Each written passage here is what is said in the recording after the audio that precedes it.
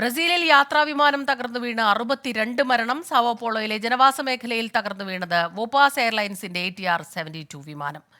News desk international news ഡെസ്കിൽ നിന്ന് Merin Mary Chacko ചേരുന്നുണ്ട് നമുക്കൊപ്പം വിവരങ്ങളുമായി.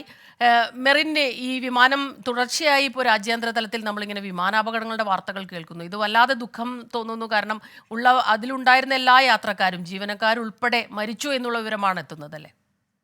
Good morning Smitha. ബ്രസീലിലാണ് ഈ ദാരുണ സംഭവം ഉണ്ടായിരിക്കുന്നത്. ഈ ഒരു വിമാനം ജനവാസ മേഖലയിലാണ് ഈ ഒരു യാത്രാ വിമാനം തകർന്നു വീണത്. വിമാനത്തിലുണ്ടായിരുന്ന 62 പേരും മരിച്ചിരിക്കുന്നു എന്ന അതിദാരുണമായ ഒരു സംഭവമാണ് ഉണ്ടായിരിക്കുന്നത്.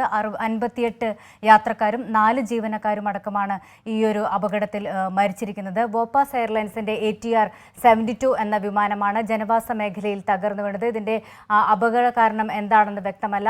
കെട്ടിടങ്ങൾക്കെല്ലാം കേടുപാട് സംഭവിച്ചിട്ടുണ്ടെങ്കിലും യാത്രക്കാരെല്ലാവരും തന്നെ മരിച്ചു എന്നാണ് ഇപ്പോൾ അറിയാൻ സാധിക്കുന്നത്. എന്നാൽ എന്തുകൊണ്ടാണ് ഈ ഒരു അപകടമെന്ന് വ്യക്തമല്ല. സംഭവത്തിൽ Brazilian president Lula D Silva ഇപ്പോൾ അനുശോചനം രേഖപ്പെടുത്തി. മാത്രവുമല്ല ഇപ്പോൾ അന്വേഷണത്തിന് ഉത്തരവിട്ടിട്ടുണ്ട്. എന്തായാലും ഒരു ദാരുണ സംഭവം തന്നെയാണ് ഉണ്ടായിരിക്കുന്നത് സ്മിത. ശരി, മെറിൻ മേരി ചാക്കോയാണ് വിവരങ്ങളുമായി നമുക്കൊപ്പം ചേർന്നത്. അപകടത്തിന്റെ ദൃശ്യങ്ങളിൽ നിന്ന് തന്നെ കാണാം, വല്ലാതെ ഞെട്ടിക്കുന്ന ആഘാതമുണ്ടാക്കുന്ന, ആകാശത്ത് തകിടം മറിഞ്ഞ് നിയന്ത്രണം വിട്ട് കുത്തനെ പതിക്കുകയായിരുന്നു വിമാനം.